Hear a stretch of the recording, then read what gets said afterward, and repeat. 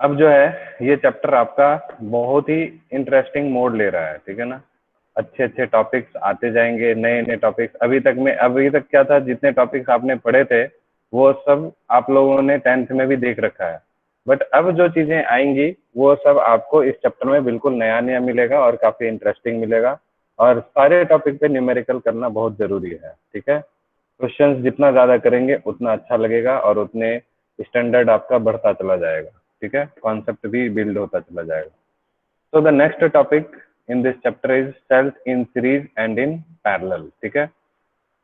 उसके पहले ये एक एग्जांपल था जिसको मैंने डिस्कस नहीं किया है। आई होप कि आप लोग इसको ट्राई करके सॉल्व कीजिएगा, नहीं होगा तो फिर हम लोग इसको डिस्कस कर लेंगे, ओके। तो we are going to start cells in series and in parallel, okay. तो दो सिचुएशन है, जैसे हम लोग इससे पहले रेसिस्टर्स को सीरीज में पढ़ते थे और पैरेलल में पढ़ते थे रेसिस्टर्स को। सेम वे ढेर सारे सेल्स हैं, उसको हम लोग सीरीज में पढ़ सकते हैं और पैरेलल में पढ़ सकते हैं। तो किस तरह से जो है सिचुएशन बनेगा वो हम लोगों को देखना है, ठीक है। तो सबसे पहले जैसे मान लीजिए एक ये सेल है, ठीक है।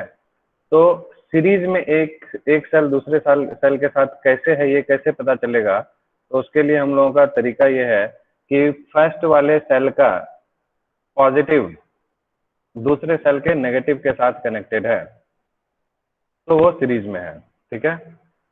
या फिर फर्स्ट वो उल्टा हो सकता है, ये जैसे रिवर्स हो गया तो भी होगा। मतलब ये आपस में क्या है, एक सेल का टर्मिनल दूसरे सेल के टर्मिनल के साथ ज्वाइन रहना चाहिए, सिंपल, ठीक है। तो one terminal of the two cells is joined together, leaving the other terminal in either cell free, ठीक है। समझ गए। एक सेल का एक टर्मिनल दूसरे सेल के एक टर्मिनल के साथ ज्वाइंट है और दूसरे टर्मिनल को उसने फ्री छोड़ रखा है ताकि वो दूसरे के साथ ज्वाइन हो सके। तो इस सिचुएशन को हम लोग सीरीज कॉम्बिनेशन बोलते हैं, ठीक है। समझ गए। पहले आइडेंटिफिकेशन हम लोगों को मालूम होना चाहिए, सीरीज किसको बोलते हैं, पैरेलल किसको बोलते हैं। पैरेलल सर्किट कुछ ऐसा आपको नजर आता है, ठीक है। आप देख सकते हैं यहाँ पर कि सब सारे के सारे जितने भी सेल्स हैं उन सब का पॉजिटिव एक जगह पर कनेक्टेड होगा और जितने भी सेल्स हैं उन सब का नेगेटिव एक जगह पर कनेक्टेड होगा, ठीक है। तो इस तरह का अगर सिचुएशन होता है तो इसको हम लोग पैरेलल बोलते हैं, ठीक है। इसमें एक और भी आप लगा सकते हैं ऐसे, ठीक है। तो इसका पॉजिटिव, सबका पॉजिटिव एक जगह, सबका नेगेटिव एक जगह पे कनेक्टेड है, ठीक है। तो उसको हम लोग पैरेलल कॉम्बिनेशन बोलते हैं, ओके। क्लियर है सबको? हाँ, सीरीज कॉम्बिनेशन समझ आ रहा है कि नहीं आ रहा है? आ रहा है। एक का पॉजिटिव दूसरे के एक टर्मिनल दूसरे के दूसरे टर्मिनल से जुड़ा हुआ रहना चाहिए, ठीक है। तो उसको हम लोग सीरीज कॉम्बिनेशन बोलते हैं, ठीक है। तो यहाँ पर देखिए दो सेल्स हैं, ठीक है। एक सेल है ये जिसका ईएमएफ है E1 और उसका इंटरनल रेजिस्टेंस दिया हुआ है R1।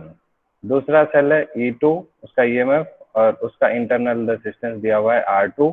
आप देख सकते हैं इस वाले का पॉजिटिव इसके नेगेटिव के साथ कनेक्टेड है और दूसरा वाला एंड फ्री छोड़ रखा है, ठीक।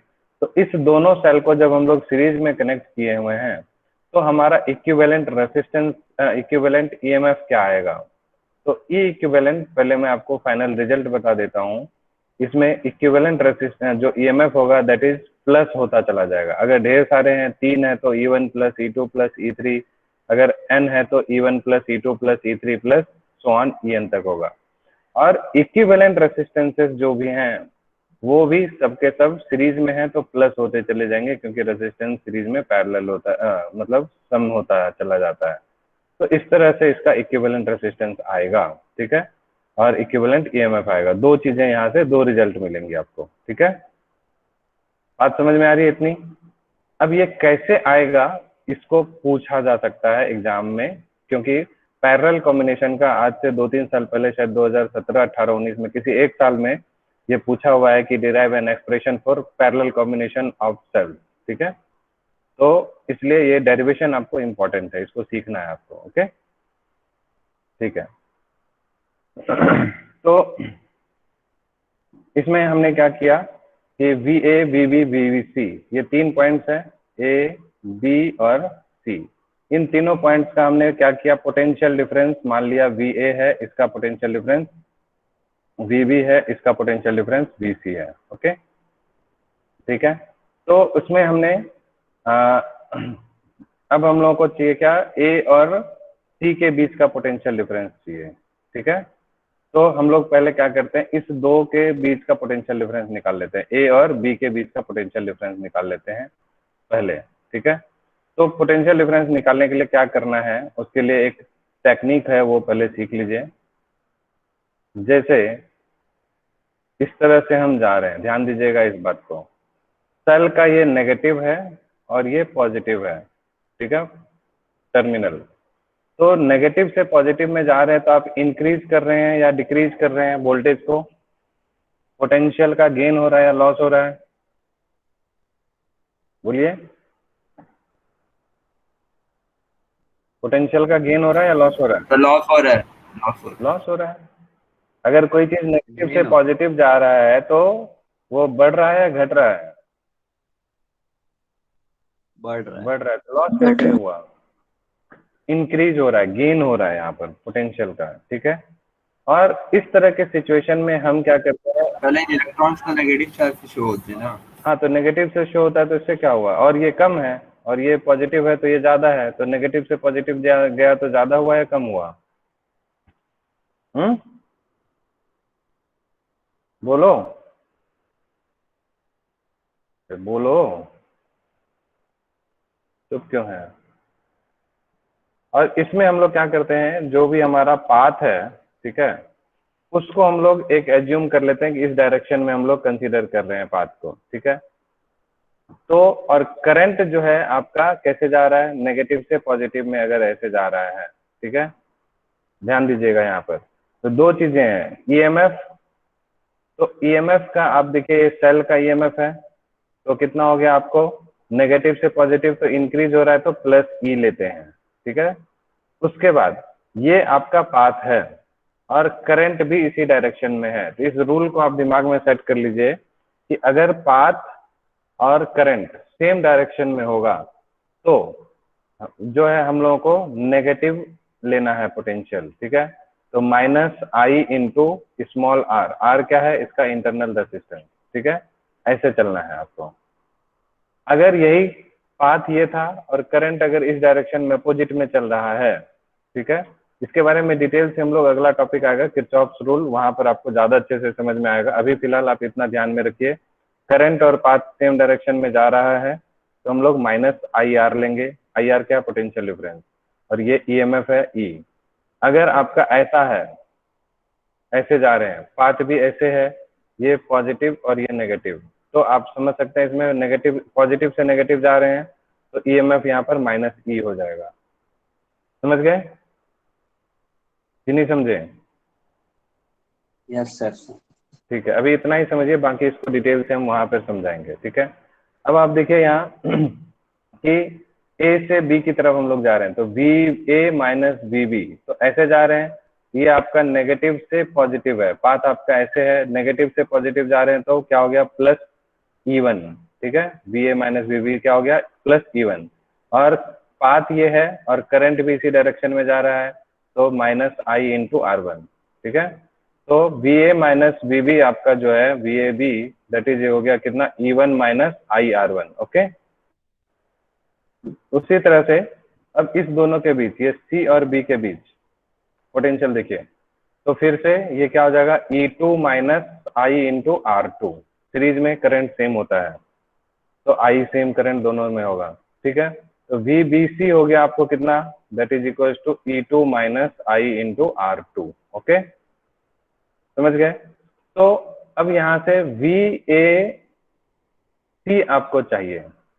ठीक है, तो VAC के लिए हम लोग क्या करेंगे, VAB माइनस VBC कर देंगे। कैसे, VAB आपने देखा यहाँ से VA माइनस VB, ये हो गया VA माइनस VB, माइनस में VBC की जगह क्या है यहाँ पर देखिए, VB minus VB minus VC।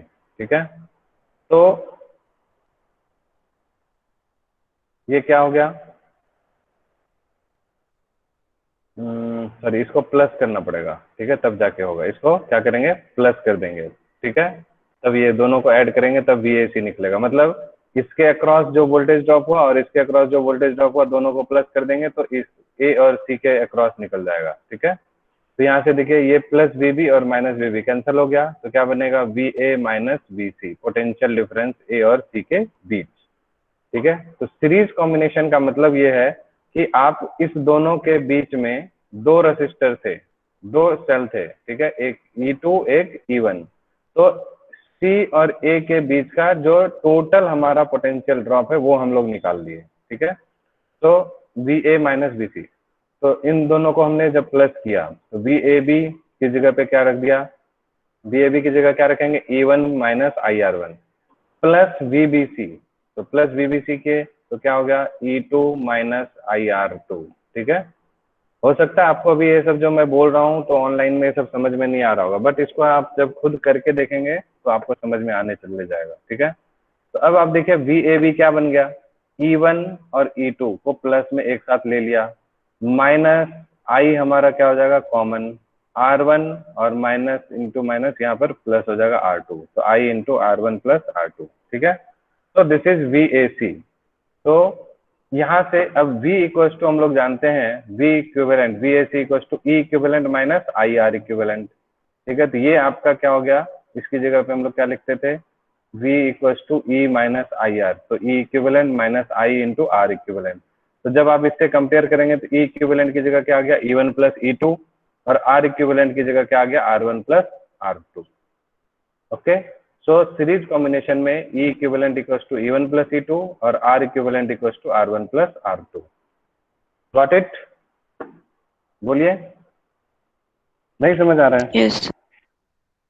Okay, ठीक है।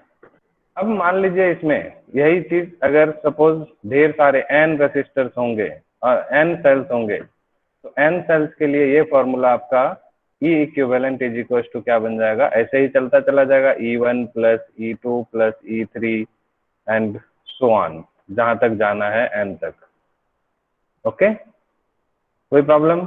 और R इक्विवेलेंट यहाँ से R1 plus R2 plus R3। तो डेरिवेशन आपको समझ में आ गया कि नहीं आया? आ गया सर। बोलिए, आ गया, ओके।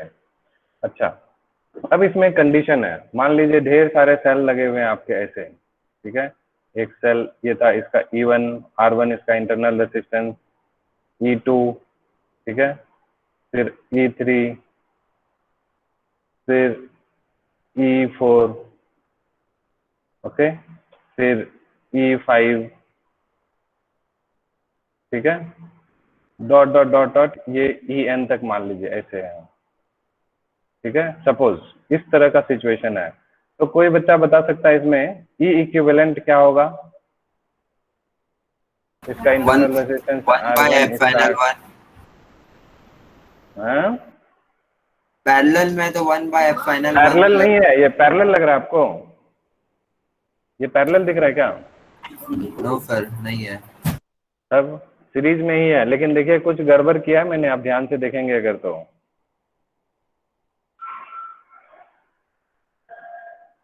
दिख रहा है क्या कुछ गड़बड़? Yes sir. क्या गड़बड़ है बताइए? सर E4 में। Yes, very good. कौन बोल रहे हैं? Shreya. Shreya, yes, very good. देखिए आप E4 में मैंने क्या किया, कनेक्शन को रिवर्स कर दिया है। देखिए ये ऐसा था, negative positive negative positive negative positive, ठीक है। E4 में मैंने क्या किया, उल्टा कर दिया है, ठीक है। फिर E5 में जैसे था वैसे ही कर दिया है। तो इस सिचुएशन में अगर कोई एक बैटरी को, एक सेल को अगर हम लोग टर्मिनल को रिवर्स कर देंगे तो उसका जो इक्विवेलेंट EMF हो जाएगा E1 plus E2 plus E3 और माइनस E4 और प्लस E5। समझ आया क्या बोल रहा हूं मैं कि नहीं समझ आया? ठीक है। अगर मान लीजिए एक और को, अगर R5 E5 को भी हम ऐसा कर देते, सपोज उल्टा रख देते E5 को ऐसे, ठीक है, तो क्या होता, माइनस E5 हो जाता equivalent EMF। Got it? Any problem? No sir. Okay. अच्छा, अब R इक्विवेलेंट में क्या होगा, आर इक्विवेलेंट में R1 plus R2 plus R3 minus R4 plus R5। समझ आ रहा है सबको? समझ आ रहा है कि नहीं? यस हाँ, अरे हाँ या नहीं, कुछ तो बोलो। कोई कुछ बोल। हाँ, नहीं, ये गलत है, मैंने गलत बताया आपको। ठीक है, ऐसा नहीं होता है। रेसिस्टर्स में सब प्लस में रहते हैं। ठीक है, ये चीज ध्यान में रखना है, इसलिए मैंने गलत लिखा पहले कि आप इसको हाँ बोलिए। रेजिस्टेंस नेगेटिव तो आ सकते हैं ना? नहीं, रेसिस्टेंस की वैल्यू आप जब इसका डेरिवेशन करेंगे, आप करके देखिएगा इसको।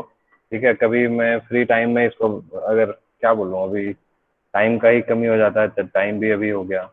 ठीक है, तो इसको आप कुछ नहीं है, सिंपल आप जैसे इसको किए तो आप वही जो लॉ बताया मैंने कि this is the direction of path, और ये तो आप जब इसको करके देखेंगे, करंट और रेसिस्टेंस दोनों सेम डायरेक्शन में है तो वो माइनस लेगा ही। ठीक है, जैसे अभी मैंने क्या बताया था, करंट का डायरेक्शन तो यही रहेगा। ठीक है, और पाथ भी यही है, तो माइनस आई इंटू R1 माइनस आई इंटू R2 माइनस आई इंटू R3 ऐसे ही चलते जाएगा।